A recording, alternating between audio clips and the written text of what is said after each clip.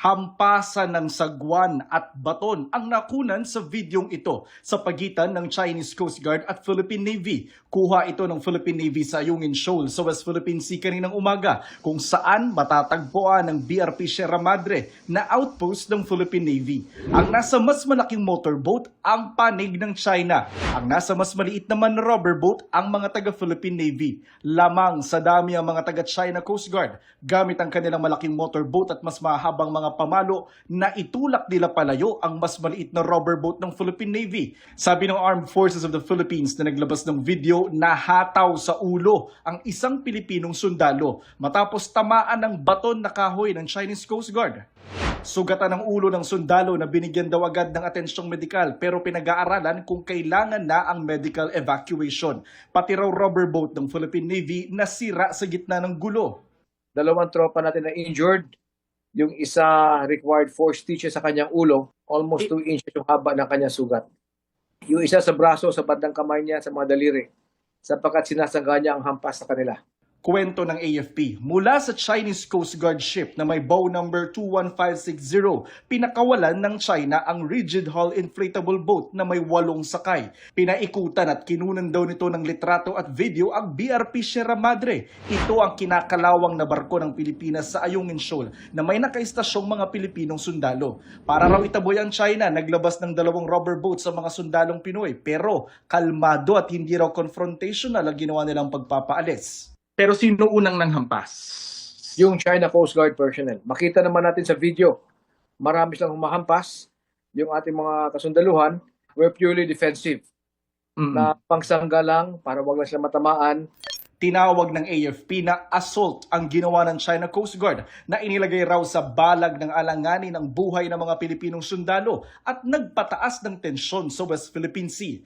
Sabi ng AFP, sa kabila ng tinawag nilang karahasan na natiling profesional, disiplinado at sumunod sa rules of engagement ang mga Pilipinong sundalo habang ginagampanan ng kanilang misyon sa loob ng exclusive economic zone ng Pilipinas. Panawagan ng AFP sa China, itigil na ang illegal, agresibo at mapanlinlang na kilos sa West Philippine Sea at sumunod sa 2016 Arbitral Award na iginigit ang karapatan ng Pilipinas sa naturang karagatan sa ilalim ng international law. Itong mga ganitong actions ng China Coast Guard are totally irresponsible.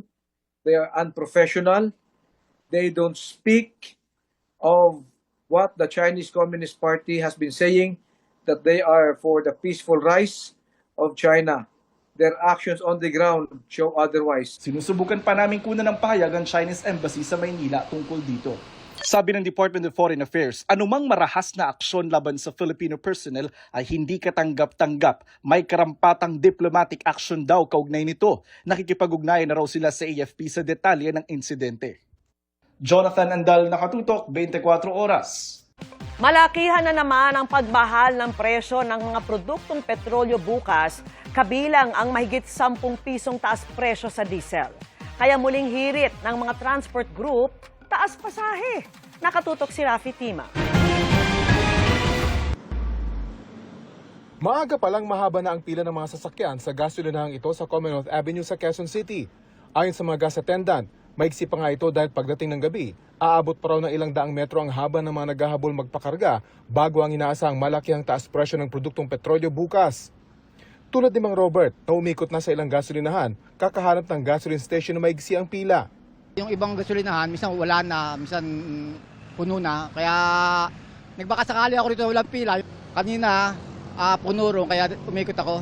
Ang pera ko, budget ko 200 lang talaga eh. Kaya sayang din yung matitipid ko.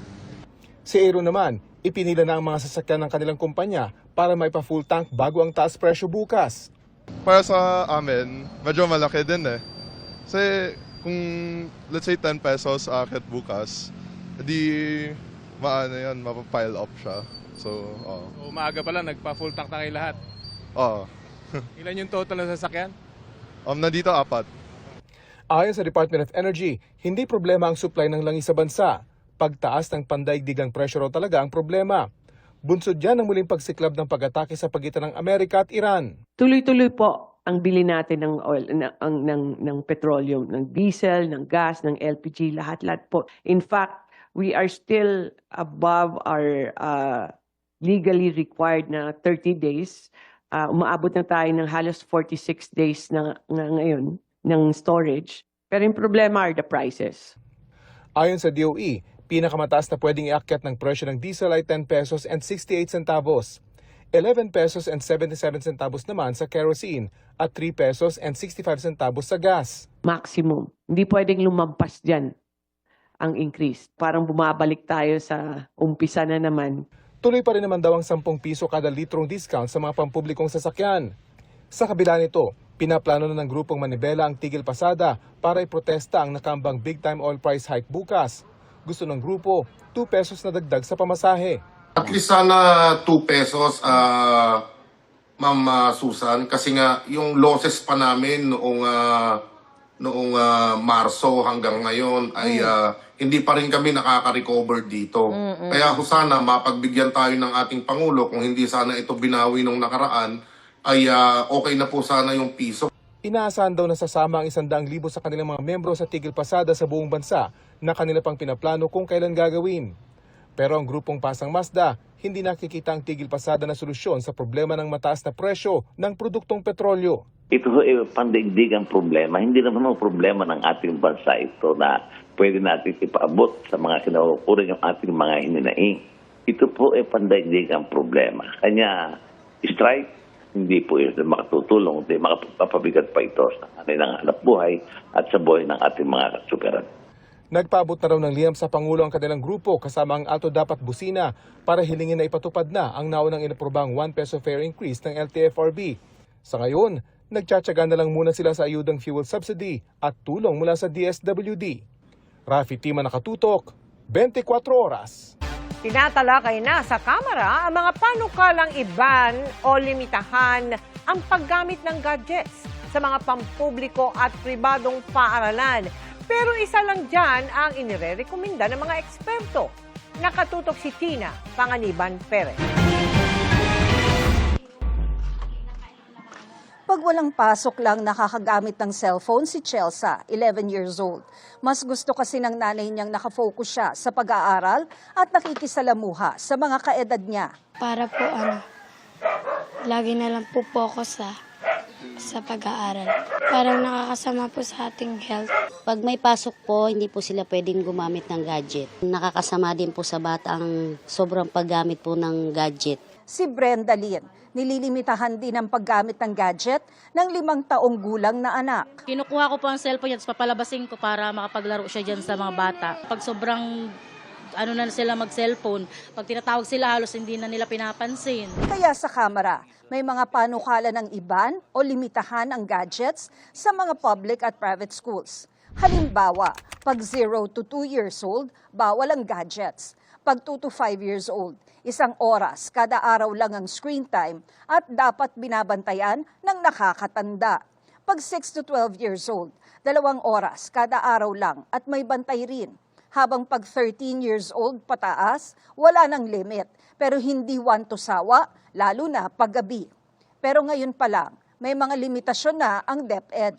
We are not allowing the use of gadgets during the academic session, but with 2 exceptions, academic purposes, kailangang kontakin ng magulang or ng anak yung magulang for an emergency purpose. Mahalaga yan, lalo't may mga pag-aaral na nagsasabing 32.5% na mga Pilipinong edad 9 hanggang 17 taon ang may sarili ng smartphone. Sa mga edad 9 hanggang 11 taon naman, kalahati ang mag-isang nag-o-online. Sa pag-aaral naman ng Council for the Welfare of Children at ng UNICEF noong 2016, 43.8% na mga batang Pinoy na 13 hanggang 18 years old ay nakaranas na ng cyber violence. May pag-aaral ding nahihirapang magsalita o umintindi ng mga salita ang mga edad 2 o 3 taon kung mahigit sa 2 oras sila sa gadget kada araw. Young children are very different from those of an adolescent. So in early childhood development really depends heavily on those responsive interactions. Mentioned earlier that distractibility, it also happens in our toddlers. If it is greater than 5 hours per day, impairments in social play and leisure skills, meaning to say, ability to get along with others, play with others, because talagang stuck na sila sa gadget device. Pati grades ng bata apektado.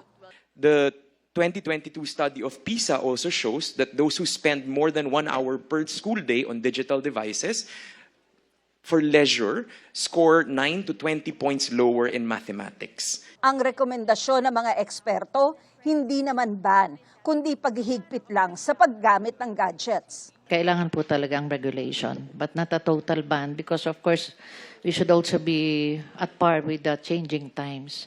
Because now, digital po talaga tayo eh. Strict school hour bans plus age limits, that is 0 to 2 prohibition, 1 hour caps for younger kids.